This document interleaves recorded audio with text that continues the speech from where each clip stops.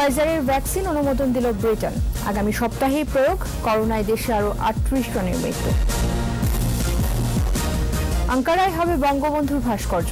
ঢাকায় আতাতুর্কের স্বাধীনতার সুবর্ণ জয়ন্তীতে আসছেন তুরস্কের রাষ্ট্রপতি। কেরানীগঞ্জের মুক্তিযোদ্ধা আতিক হত্যা মামলার রায়, 7 জনের মৃত্যুদণ্ড, 1 জন খালাস। এবং পলাতক পিকে হালদারের বিরুদ্ধে গ্রেফতারি পরোয়ানা। মামলার অগ্রগতি নিয়ে হাইকোর্টের ক্ষোভ।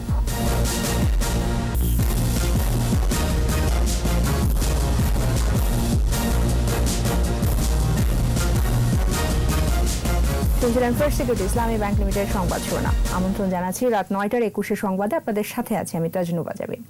21 টেলিভিশনের সংবাদ একই সাথে সরাসরি দেখতে পাবেন আমাদের ফেসবুক পেজ www.facebook.com/2124 অনলাইনে। মহামারী করোনা মোকাবেলায় বিশ্বে প্রথমবারের মতো অনুমোদন পেল ফাইজার বায়োএনটেকের ভ্যাকসিন। যুক্তরাজ্যের ওষুধ ও স্বাস্থ্যসেবা পণ্যের নিয়ন্ত্রক সংস্থা MHRA ভ্যাকসিনটি ব্যবহারের অনুমতি দিয়েছে। আগামী সপ্তাহ থেকে অগ্রাধিকার ভিত্তিতে শুরু হবে ভ্যাকসিন প্রয়োগ। বাকিটা জানাচ্ছেন দুলি মল্লিক। মহামারী করোনা মোকাবেলায় নতুন অধ্যায়ের সূচনা। বহু প্রতীক্ষিত ভ্যাকসিন এবার প্রয়োগের পর্যায়ে। ভ্যাকসিন তৈরির দৌড়ে 1.5 শতাধিক কোম্পানি থাকলেও শেষ পর্যন্ত যৌথভাবে মার্কিন ফাইজার ও জার্মানির বায়োএনটেকের উদ্ভাবিত ভ্যাকসিনেই প্রথম গ্রহণযোগ্যতা পেল। বিশ্বের প্রথম দেশ হিসেবে যুক্তরাজ্য এ ভ্যাকসিন ব্যবহারের অনুমতি দিয়েছে। দেশটির ওষুধ ও স্বাস্থ্যসেবা পণ্যের নিয়ন্ত্রক সংস্থা MHRA জানায়, দ্রুত ভ্যাকসিনের অনুমোদন দেওয়া হলেও কার্যকারিতা ও নিরাপত্তার দিক বিবেচনায় কোনো ছাড় দেওয়া হয়নি। এ ভ্যাকসিনের অল্প মাত্রায় পার্শ্ব প্রতিক্রিয়া থাকলেও এটি 95% কার্যকর। The UK government has now accepted this advice and has made the decision to approve the vaccine for use with some conditions. আগামী সোমবার থেকেই সবচেয়ে বেশি ঝুঁকিতে থাকাদের ভ্যাকসিন দেওয়া শুরু হবে। এখন পর্যন্ত 4 কোটি ডোজ ভ্যাকসিনের অর্ডার দিয়েছে যুক্তরাজ্য, যা দিয়ে 2 কোটি মানুষকে 2টি করে ডোজ ভ্যাকসিন দেওয়া যাবে। 50 hospitals across the country are already set up and waiting to receive the vaccine. Messenger RNA প্রযুক্তিতে তৈরি এ ভ্যাকসিন সংরক্ষণে -70°C তাপমাত্রার প্রয়োজন। তাই পরিবহন ও সংরক্ষণ চ্যালেঞ্জিং হলেও এরই মধ্যে সেই বাধাও কাটিয়ে উঠেছে ফাইজার বায়োএনটেক। বিশেষ সীমায়িত বক্সেই শুরু হয়েছে সরবরাহের কাজ। আগামী 29 ডিসেম্বর একই ভ্যাকসিনের অনুমোদনের বিষয়ে সিদ্ধান্ত জানাবে ইউরোপীয় ইউনিয়ন। ফাইজারের পর অনুমোদনের দৌড়ে রয়েছে মার্কিন মডার্না ও অক্সফোর্ডের ভ্যাকসিন। ধারণা থেকে বাস্তবে রূপ নিতে মাত্র 10 মাস সময় নিয়েছে ফাইজার বায়োএনটেকের ভ্যাকসিন। বিশ্বে এখন পর্যন্ত প্রচলিত সব ভ্যাকসিনের মধ্যে সবচেয়ে দ্রুত গতিতে বানানো ভ্যাকসিন এটি। দুলি মল্লিক, 21 টেলিভিশন। এদিকে কোভিড-19 দেশে আরও 38 জনের মৃত্যু হয়েছে। শনাক্ত হয়েছে 2198 জন। স্বাস্থ্য অধিদপ্তরের তথ্য অনুযায়ী 118টি ল্যাবে করোনা পরীক্ষা হয়েছে 15,972 জনের। 24 ঘন্টায় শনাক্তের হার 13.76%। এ পর্যন্ত শনাক্তের হার 16.74%। এখন পর্যন্ত মারা গেছে 6,713 জন। মৃত্যুর হার 1.43%। সুস্থতার হার 82.18%। করোনায় এ পর্যন্ত পুরুষ মারা গেছেন 5,141 জন ও নারী 1,572 জন। এবার জাতির পিতা বঙ্গবন্ধু শেখ মুজিবুর রহমানের ভাস্কর্য হচ্ছে তুরস্কের রাজধানী আঙ্কারায়, জানিয়েছেন দেশটির রাষ্ট্রদূত। একই সাথে ঢাকায় হবে তুরস্কের প্রতিষ্ঠাতা মুস্তাফা কামাল আতাতুর্কের ভাস্কর্য। আর তথ্যমন্ত্রী ডক্টর হাসান মাহমুদ জানিয়েছেন, স্বাধীনতার সুবর্ণ জয়ন্তীতে বাংলাদেশে আসবেন তুরস্কের রাষ্ট্রপতি। সাদুল ইসলামের রিপোর্ট। বুধবার তুরস্কের রাষ্ট্রদূত মোস্তফা ওসমান তুরান সচিবালয়ে তথ্যমন্ত্রীর সাথে সৌজন্য সাক্ষাৎ করেন। প্রায় 1 ঘন্টা বৈঠক করেন তারা। পরে কথা বলেন সাংবাদিকদের সাথে। তুরস্কের রাষ্ট্রদূত বলেন, গুরুত্বপূর্ণ 2 দেশের মধ্যে দ্বিপাক্ষিক সহযোগিতার বিভিন্ন বিষয়ে আলোচনা হয়েছে। মুজিববর্ষ উপলক্ষে আঙ্কারায় বাংলাদেশের জাতির পিতা বঙ্গবন্ধু শেখ মুজিবুর রহমানের ভাস্কর্য স্থাপনের সিদ্ধান্ত হয়েছে। To symbolize the importance of both Bangabandhu for Bangladesh and Kemal Atatürk for Turkey, we had decided to set up the sculptures of both leaders of our nations already 2 streets, one in Ankara is named after Bangabandhu Sheikh Mujibur Rahman. তুরস্কের এই সিদ্ধান্তকে স্বাগত জানিয়ে তথ্যমন্ত্রী বলেন, ঢাকায় হবে কামাল আতাতুর্কের ভাস্কর্য। টার্কিশ প্রেসিডেন্ট অনারেবল এরদোগানকে আমন্ত্রণ জানানো হয়েছে আমাদের ক্লোজিং সেরেমনিতে এবং তিনি আসবেন বলে সম্মতিও দিয়েছেন। তারা সিদ্ধান্ত নিয়েছে ইতিমধ্যেই যে তুরস্কের রাজধানী আঙ্কারাতে বঙ্গবন্ধুর একটি ভাস্কর্য স্থাপনের, একই সাথে ঢাকায় আধুনিক তুরস্কের প্রতিষ্ঠাতা কামাল আতাতুর্কের আরেকটি ভাস্কর্য এখানে স্থাপনের। তুরস্কের বাণিজ্যিক রাজধানী ইস্তাম্বুল ও বাংলাদেশের চট্টগ্রামেও এরকম আরও কিছু করা যায় কিনা তা নিয়েও কথা হয়েছে বলে জানান তথ্যমন্ত্রী। যে এরকম কিছু করা যায় কিনা সেটি নিয়েও আমরা আলোচনা করেছি। সাইদুল ইসলাম, 21 টেলিভিশন, ঢাকা।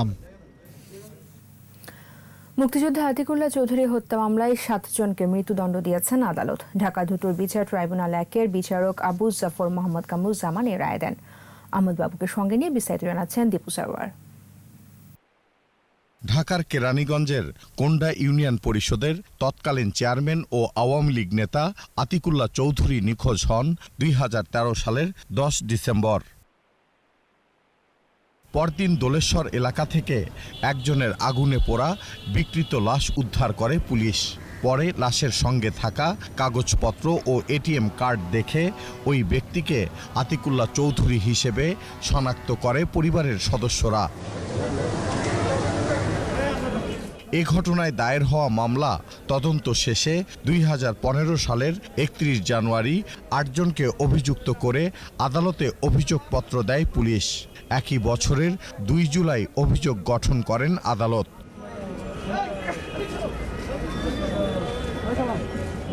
চাঞ্চল্যকর এই মামলার রায় ঘোষণা হলো বুধবার। গুলজার হোসেন মেম্বার সহ 7 জন আসামিকে মৃত্যুদণ্ড প্রদান করিয়াছেন। চেয়ারম্যান সাহেবকে তেল দিয়ে পোড়ানোর জন্য 7 জনকে 201 ধারা 7 বছর কারাদণ্ড প্রদান করছেন। আসামি সম্পার অভিযোগ প্রমাণিত না হয় তাকে আদালত বেকসুর খালাস প্রদান করেছেন। আমরা মনে করি যে এই আসামিরা ন্যায় বিচার থেকে বঞ্চিত হয়েছে। আমরা এই রায়কে সমর্থন করি না। এই রায়ের বিরুদ্ধে আমরা মহামান্য হাইকোর্টে আপিল করব।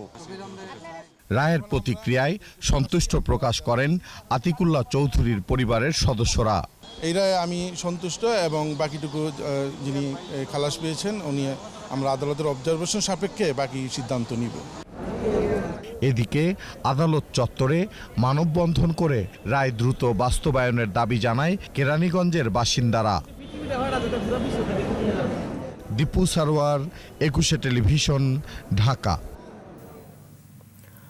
অর্থ পাচারের অভিযোগে পলাতক পিকে হালদারের বিরুদ্ধে গ্রেফতারি পরোয়ানা জারি করেছে মহানগর দায়রা জজ আদালত। এর আগে 2.5 মাসও পরোয়ানা জারি না হয় ক্ষোভ প্রকাশ করেন বিচারপতি নজরুল ইসলাম তালুকদার ও বিচারপতি আহমেদ সোহেলের ভার্চুয়াল বেঞ্চ। এদিকে মামলার সর্বশেষ অগ্রগতি জানাতে 9 ডিসেম্বর শুনানির পরবর্তী দিন ধার্য করা হয়েছে। শাকির আরজুর রিপোর্ট।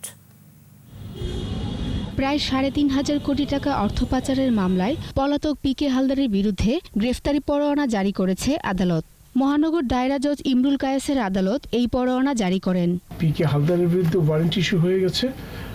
ঢাকার মেট্রোপলিটন সিনিয়র স্পেশাল জাজ ওয়ারেন্ট ইস্যু করেছে। আগামী রোববার নাগাদ আমরা আদেশের কপি পাবো। আদেশের কপি পেলে আদালতে আমরা এটা দাখিল করে দেব। এর আগে পিকে হালদারের বিষয়ে হাইকোর্টে প্রতিবেদন দাখিল করে দুদক। প্রতিবেদনে গ্রেফতারি পরোয়ানার বিষয়ে 2.5 মাসেও অগ্রগতি না দেখে ক্ষোভ প্রকাশ করেন হাইকোর্ট। প্রতিবেদনে স্বরাষ্ট্র মন্ত্রণালয়ের মাধ্যমে ইন্টারপোলের সাহায্যে পিকে হালদারকে দেশে ফেরানোর কথা উল্লেখ রয়েছে। রাষ্ট্রপক্ষকেও যে অন্যান্য রেসপন্ডেন্ট আছে তাদের বিষয়ে হলফ আকারে আগামী 9 ডিসেম্বর জানাতে বলেছে। এদিকে পিকে হালদারের গ্রেফতারের বিষয়ে দুদক কিছু জানায়নি বলে প্রতিবেদন দিয়েছে পুলিশ সদর দপ্তর। বঙ্গবন্ধুর সোনার বাংলাদেশ বিনির্মাণে অর্থ পাচারকারীদের আইনের আওতায় আনতে হবে বলে মন্তব্য করেন হাইকোর্ট। কোনো দুর্নীতিবাজকে ছাড় দেওয়া হবে না। জাতির জনক বঙ্গবন্ধু শেখ মুজিবুর রহমানের সোনার বাংলা গড়া যে স্বপ্ন সেটা আমাদেরকে সকলকে বাস্তবায়ন করতে হবে।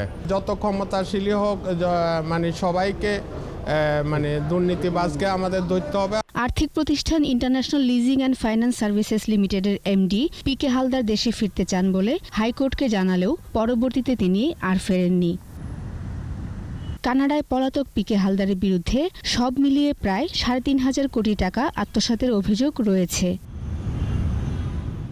শাকেরা আরজু, ২১ টেলিভিশন, ঢাকা। সংবাদে পর্যায়ে নিচ্ছি বিরতি। নো মাস্ক নো সার্ভিস বিধি মেনে চলুন, সুস্থ থাকুন। ফিরে এসে যা থাকছে। সগীরা মোর্শেদ হত্যা মামলার বিচার ফের শুরু। ভাসুর সহ 4 জনের বিরুদ্ধে চার্জ গঠন। আবার আমন্ত্রণ, আপনারা দেখছেন রাত 9টার 21 সংবাদ। 3 দশক আগে রাজধানীর সিদ্ধেশ্বরীতে চাঞ্চল্যকর সগীরা মোর্শেদ হত্যা মামলায় ভাসুর সহ 4 জনের বিচার শুরুর আদেশ দিয়েছেন আদালত। ঢাকা মহানগর দায়রা জজ কে এম ইমরুল কায়েস মামলা থেকে আসামিদের অব্যাহতির আদেশ নাকচ করে 11 জানুয়ারি সাক্ষ্য গ্রহণের দিন ধার্য করেন। আহমদ বাবুর রিপোর্ট। 1989 সালে ভিকারুন্নিসা স্কুল থেকে মেয়েকে আনতে গিয়ে ছিনতাইকারীদের গুলিতে খুন হন সগীরা মোর্শেদ। ওই দিনই রমনা থানায় মামলা হয়। গোয়েন্দা পুলিশ চার্জশিট দেওয়ার পর 1991 সালের 17 জানুয়ারি বিচার শুরু হয়। পরে আদালতে নারাজি দিলে হাইকোর্টের আদেশে স্থগিত থাকে। দীর্ঘ 30 বছর পর মামলাটির তদন্ত করে পিবিআই। তদন্তে সগীরা মোর্শেদের ভাসুর ডাক্তার হাসান আলী চৌধুরী, তার স্ত্রী সাইদাতুল মাহমুদা, হাসান আলীর শ্যালক আনাস মাহমুদ এবং ভাড়াটে খুনি মারুফের বিরুদ্ধে চার্জশিট দেয় পিবিআই। বুধবার ঢাকা মহানগর দায়রা জজ আদালতে শুনানি শেষে আসামিদের বিরুদ্ধে চার্জশিট গঠনের আদেশ দেন বিচারক। তবে দীর্ঘদিন পর হলেও বিচার শুরু হওয়ায় সন্তুষ্ট পরিবারের সদস্যরা। আমি আশাবাদী, আশা নিয়ে আছি। যদি আজকে একটু নিরাশ হয়েছে, আমার মনে হয় বেলটা আরও পরে দিলেই ভালো হতো। কেসটা লিপিবদ্ধ করা হয়েছে, এটা আমার জীবনে একটি বড় পাওয়া বলা চলে। এবং আমাদের সন্দেহের তীর আমার চাচা এবং চাচির প্রতি ছিল। রায়ের বিরুদ্ধে উচ্চ আদালতে যাওয়ার কথা জানিয়েছেন আসামি পক্ষের আইনজীবী। অতিরিক্ত দায়রা জজ যে সাপ্লিমেন্টারি চার্জশিটের বিষয়টা তার আদেশে উল্লেখ করেছেন, ওই আদেশের ওই অংশটুকু এটা আইন বহির্ভূত এবং that is not in accordance with law. ন্যায় বিচার নিয়ে আশাবাদী রাষ্ট্রপক্ষের আইনজীবী। 302, 201, 506 এবং 34 ধারায় চার্জ গঠন করা হয়েছে এবং চার্জ গঠনের সময় তাদের পক্ষের বিজ্ঞ লয়ার যারা ছিলেন ওনারা ডিসচার্জের পিটিশন করেছিল এবং সেই ডিসচার্জের পিটিশন নামঞ্জুর করে আজকে আমরা এই 4 জনের বিরুদ্ধে চার্জ গঠন করেছি। মানে যা আর কি তার জামিন শুনানির জন্য করেছিল, তিনি অসুস্থ, আগামী ধার্য তারিখ পর্যন্ত তাকে জামিন মঞ্জুর করেছে। আগামী 11 জানুয়ারি মামলার পরবর্তী সাক্ষ্য গ্রহণের দিন ধার্য করেছেন আদালত। আহমদ বাবু, 21 টেলিভিশন, ঢাকা। এবার সোশ্যাল ইসলামী ব্যাংক লিমিটেড বাণিজ্য সংবাদ।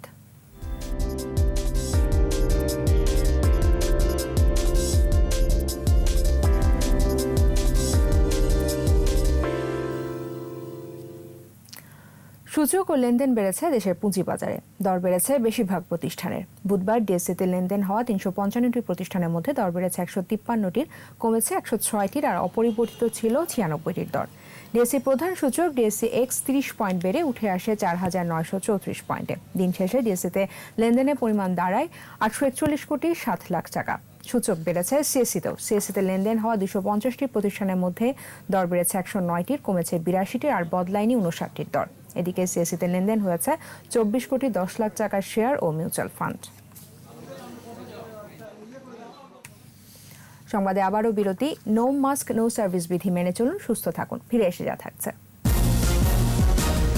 বঙ্গবন্ধু টি-20তে ঢাকার প্রথম জয়। বরিশালকে হারালো 7 উইকেটে 6000 ক্লাবে তামিম।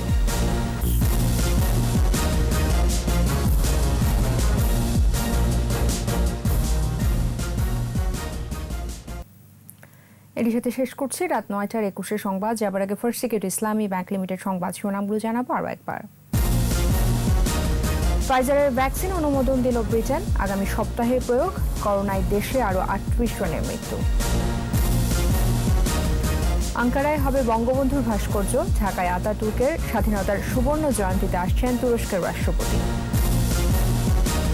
কেরানীগঞ্জের মুক্তিযোদ্ধা আতিক হত্যা মামলার রায়, 7 জনের মৃত্যুদণ্ড, 1 জন খালাস। পলাতক পিকে হালদারের বিরুদ্ধে গ্রেফতারি পরোয়ানা। মামলার অগ্রগতি নিয়ে হাইকোর্টের ক্ষোভ।